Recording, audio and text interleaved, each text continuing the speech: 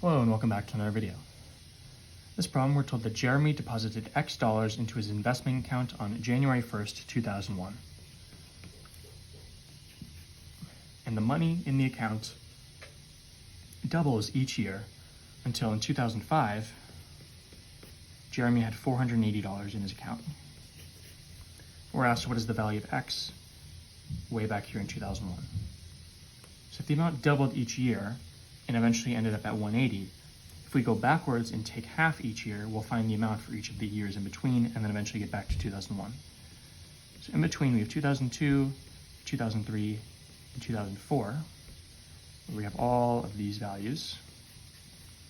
And so it's doubling each year, so we want to go back and take half. So half of 480 is 240. Again, half of 240 is 120.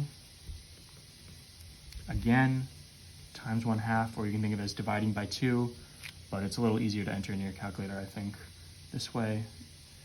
Half times 120 is 60, and then one more time, times 1/2.